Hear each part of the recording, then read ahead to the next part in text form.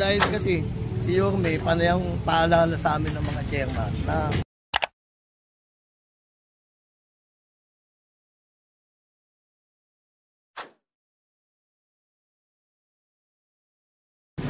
yan mga tol, ito pinatuloy ng bakbakin, basagin.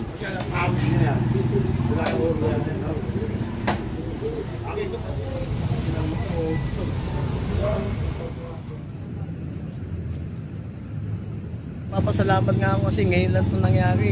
Ngayon lang ito nabuksan ng ganyan. Sa tagal ng panahon. Sana na matigas na, parang sinimento eh. Kaya kahit anong sundot, walang tubig na lumalabas. Eh mabuti na, matigas ang mahal na itong mga tauhan ng engineering department natin. At least pumasok yung kawayan at saka yung lubid. Pero walang saysay. Taka nga ako, bakit nila nailusot yung kawayan, eh sinusundot nila semento. Buti na lang at naisipan na tibagin itong makikita na area to para nakita talaga yung anong diferensya. So bagay ito at nakita na yung solusyon bakit nababang itong lugar ng Sandico, Wagas. Sana naman, yan na, para hindi na masyadong mahirapan tayo at maging mahabang solusyon yung naging trabaho natin dito sa sakop ng Sandico. So maraming salamat ulit sa team ni Engineer Nadonga na matyaga na talagang hinahanap yung solusyon.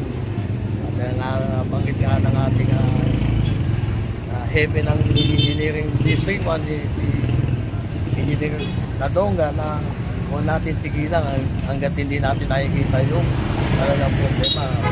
Ulitin ko, maraming salamat Engineer Nadonga at sa team niya Engineering Department na nandito ngayon. Salamat po sa iyo, sa mga suporta po ninyo sa aming mga barangay na nasasakupan. Maraming salamat, Yorme.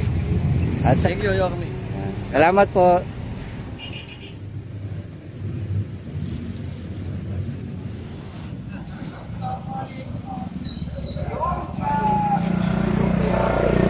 Dagger tropa to eh.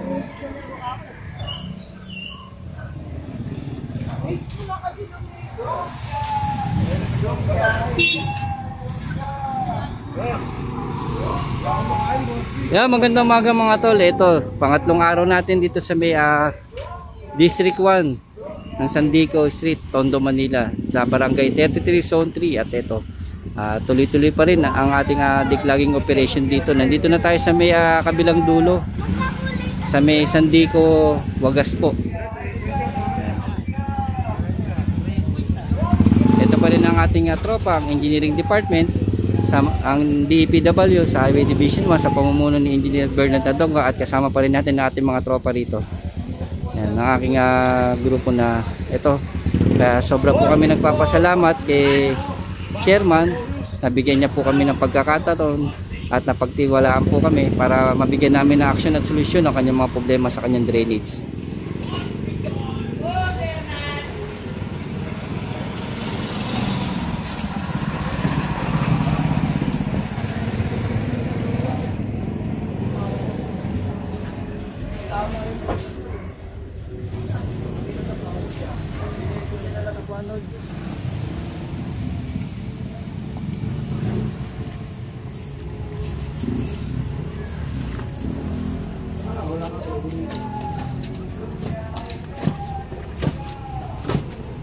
Sana tamaan.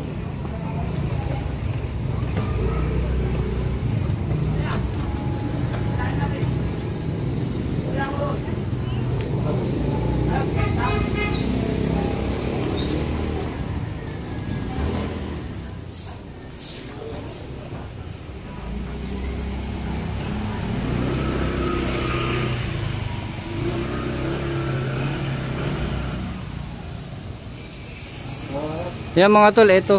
At nakakita po kami ng ano rito yun, yung pinakatosang, pinakalinya. Yun, sisikapin po ng grupo natin na sundutin, patagusin dun. Masyado na kasi mataas yung makikita nyo, masyado na mataas ng portion na to. Ispalto, tapos yung semento mas mataas na. Itong pinakakalsada ng Sandico, mababa na po yan kung mapapansin nyo. Yun yung Wagas Street. Yan, may espalto, tapos semento. Tapos ito yung Sandico. Yan. Kung mapapansin nyo mga tol, mataas na masyado itong Wagas. Kaya ito, kasama pa rin natin si chairman. Ito, susubukan po natin mga tol. Susubukan po natin na itong nakita natin linya, yung tinatabuan muna natin, tinatanggalan ng basura na mapatakbo kaysa magukay tayo ng kasi mas mahirap din na magukay dito kung hindi din natin alam kung saan natin sususo yung linyang gagawin natin. Kaya itong nakita natin tubo, yung sisikapin ng grupo natin na mapaandar kung saan tatagos ito. Yun, nakakita sila ng ng linya po. Nakakita sila ng linya ito. Yung sisikapin muna nila ito malinis, saka pag susundutin po nila. Kasi medyo mataas na po yung pinanggagalingan eh.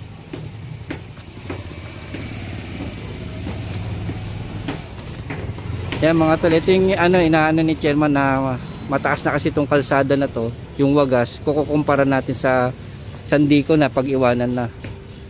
Yan para makita niyo mga tol. Yan, ito yung Wagas Street. Yan, ito yung Wagas Street.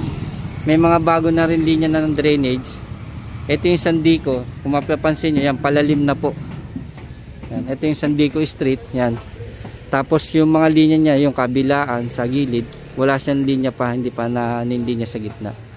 Kaya medyo mababa na rin, kaya pag ng ulan, natatambakan sila ng mga tubig dito sa Sandico Street. Yan, kung mapapansin niya mga tol, yan.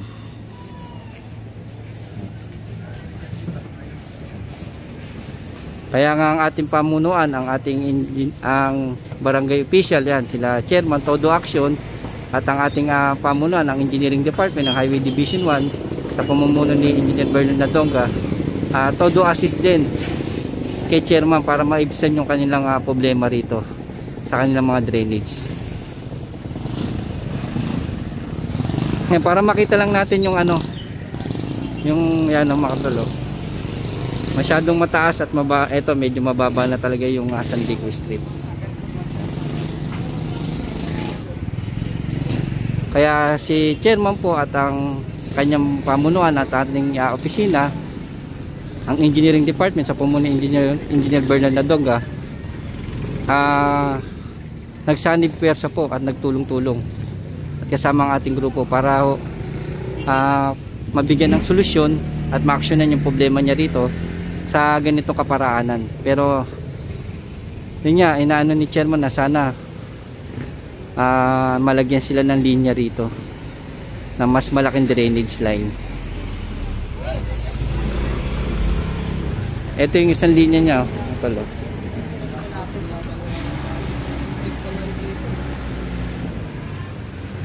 ito mga tol, tuloy-tuloy pa rin ating tropa, ang engineering department, ang DPW Highway Division 1 at ang ating barangay official na si chairman na ito sa pagdideclogging operation dito.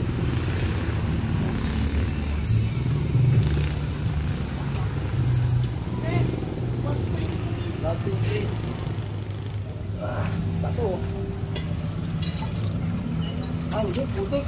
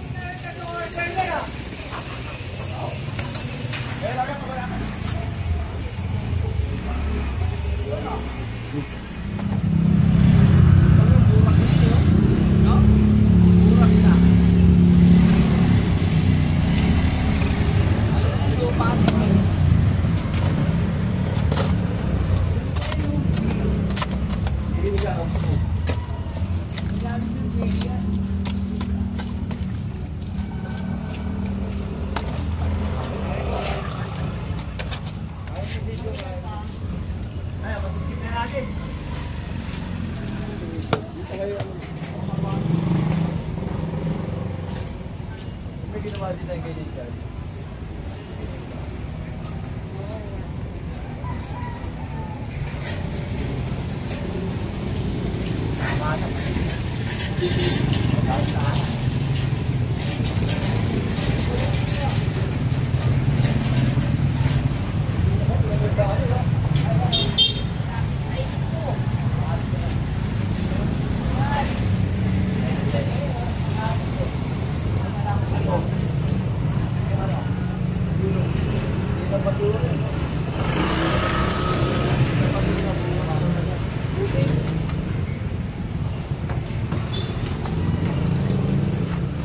Sabihin, nasimot na yung basura eh. Oo, burak na lang natira.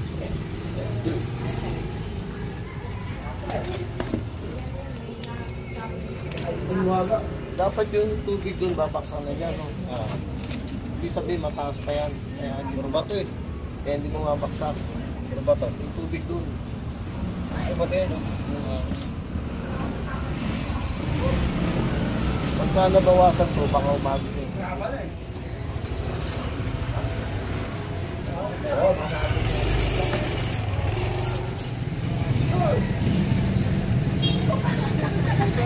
Bakit ka lang pinalapit mo? Madaling tuloy.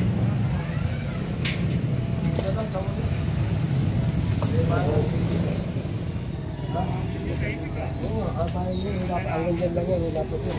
Uya ka rin. Sila tayo. Abutin mamaya yan ha.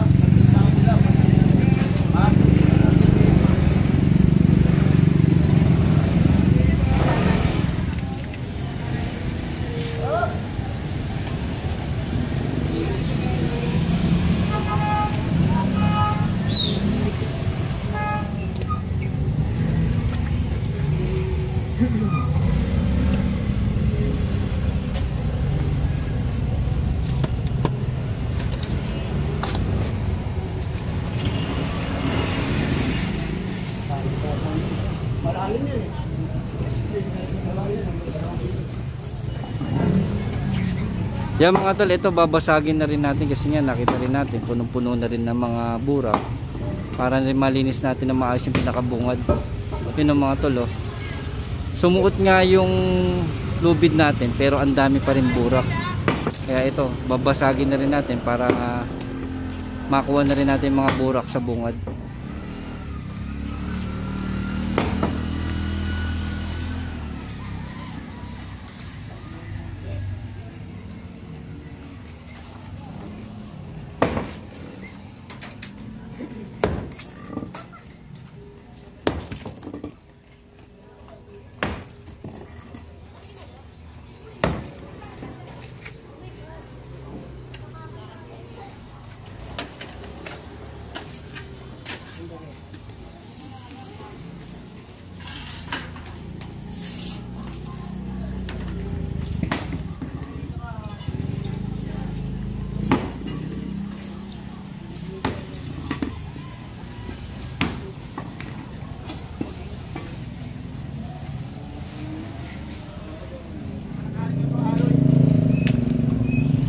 Yan mga tol, ito makikita natin punong-puno pa rin ng burak. Kaya ito, para mas malinis natin. Tapos yun nga, pag ano, sisimentohan na rin po natin.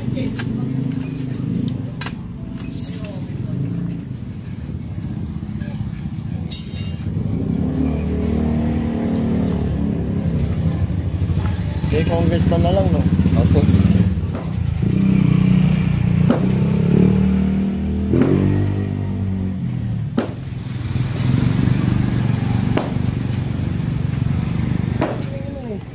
Hindi tayo. Hindi, baka nandito rin yung buo.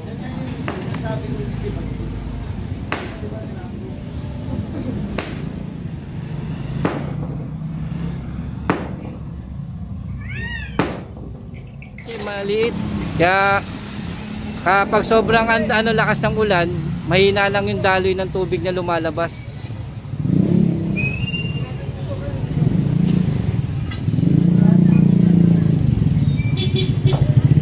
Chairman, pasalamat din po sa inyo. Salamat. Kasi nabigyan niyo po kaming pagkakataon at napagkatiwalaan niyo po kami na mabigyan namin solusyon yung mga problema niyo rito. Salamat sa tauhan ni Engineer Bernardo Donga. Malaking bagay ito at nakita namin yung solusyon bakit nagmabara itong lugar ng San Diego, Wagas dahil meron palang malakabarang mga bato na matigas na parang sinimento eh. Kaya kahit anong sundot, walang tubig na lumalabas. Mabuti na matigas ang mano na itong mga tauhan ng engineering department natin. Taka nga ako, bakit nila nalusot yung kawayan, sinusundot nila simento. At least pumasok yung kawayan at saka yung lubid. Pero walang saysay. Buti na lang at naisipan na tibagin itong mag-tibag na area to para nakita talaga yung anong difference. So far hanggang ngayon, pagka natibag na yan, nakita natin, umagos ang tubig, ibig sabihin yan na talaga yung problema. Apo, pero sana naman, yan na, para hindi na masyadong mahirapan tayo at maging mahabang solusyon yung naging trabaho natin dito sa Samot ng San Diego. So maraming salamat ulit sa team ni Engineer Donga na matyaga na talagang hinahanap yung solusyon. Dahil nabanggit nga ng ating hepe ng Engineering District 1 si Engineer Donga na kung natin tigilan hanggat hindi natin nakikita yung talagang problema. Ulitin ko, maraming salamat Engineer Donga at sa team niya Engineering Department na natin dito ngayon. Hindi ko na po mabanggit ang mga pangalan isa-isa kaya pa lang po, nagpapasalamat na po ako sa punang pamunuan ng aming barangay 33, ng aking konseho. Nagpapasalamat po kami sa inyo. Maraming salamat po sa inyo. Salamat din po, Chairman, na nabigyan niyo po ang aking grupo, ang aming opisina. Ibigay po natin yung credit po para sa mga kasamaan po natin at kay Engineer Donga na nabigyan niyo po kami, pagkakatiwalaan niyo po kami at nabigyan niyo po kami pagkakataon para mabigyan po namin kayo ng action at solusyon. Kaya po salamat din po sa grupo natin, ibigay natin yung kredito para po sa kanila. Papasalamat nga ako kasi ngayon lang ito nangyari. Ngayon lang ito nabuksan ng ganyan. Sa tagal ng panahon. Sana naman ito na po sana yung solusyon at maging long term na po yung mabuting pagdaloy at maayos patiwasay na pagdaloy ng tubig dito po sa Asigo. Maraming salamat po ulit. At syempre lubos din pasasalamat po si Yorme sa inyo. Dahil po sa inyo po. Dahil kasi si Yorme, panayang paalala sa amin ng mga chairman na mag-declogging every week, every Saturday, mag-declogging at saka maglinis ng kapaligiran. Sa utos na rin ng ating buti Mayor Isko Lumagungsa. Maraming salamat po sa paalala niyo sa aming mga barangay chairman na para makabawas po talaga ng basura sa mga estero, sa mga kanal. Maraming salamat po sa iyo, sa mga suporta po ninyo sa aming mga barangay na nasasakupan. Maraming salamat, Yorme. At salamat din po sa inyo at lubos din po nagpapasalamat po si Yorme sa inyo dahil po sa katulad niyo po, Chairman, na talagang suportado yung mga kanyang mga mga hangarin, mga balak dito mapaganda muli ang ating kali ng District 1 ng Tondo. Kaya sobrang pasalamat po rin sa inyo, Chairman. Thank you, Yorme. Salamat po. Yan mga tol, ito tuloy-tuloy pa rin po ang ating declogging operation. Talagang sobrang pasalamat tayo kay Chairman sa kanyang binigay sa atin ng pagkakataon at tiwala na mabigyan natin ng action at solusyon ng kanyang mga problema rito. At syempre sobrang pasalamat po tayo sa ating tropa. Ibinibigay ko po ang credit ko na pasasalamat yan sa aking grupo at syempre kay Engineer Bernardo Donga sa aming district engineer na sa DPW Highway Division 1. Talagang suportado rin po ang bawat ginagawang lilinis at pag-aano ng mga pagsasaayos ng ating mga drainage dito sa kali ng District 1 ng Tondo. Yan. At syempre ang ating mga chairman po na talagang nagtutulungan, nagsasanib pwersa na mapaganda at saayos ang bawat drainage natin dito. At syempre sa ating Mayor Isko na talagang suportado rin ang bawat opisina natin at syempre ang bawat barangay official natin. Yan, sama-sama tulong-tulong isang hangarin para sa kagaganda ng kalye ng District 1 Tondo.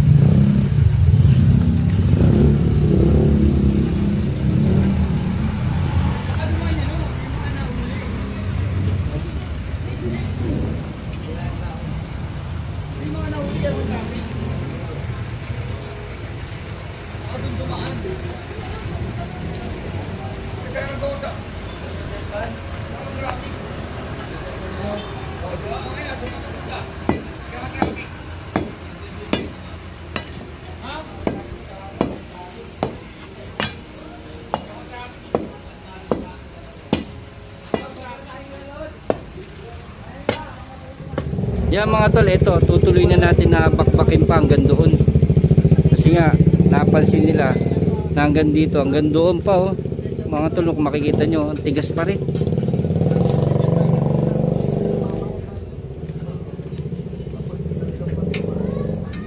Tango, takalapanan, tango, tuyo na yung lupa, no?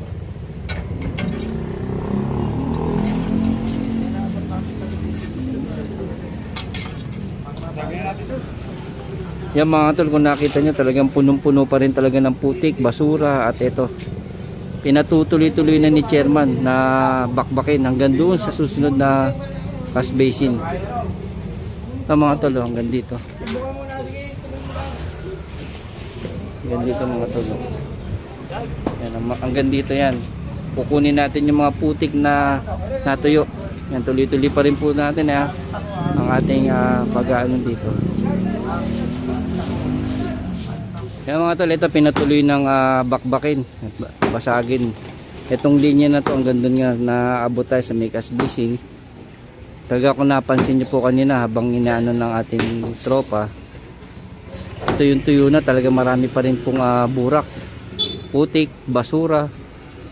Talagang ito, talagang kailangan natin pong anuhin para mas maging maayos po at maging mabigyan natin sila ng magandang aksyon at solusyon sa kanilang problema dito sa kanilang drainage.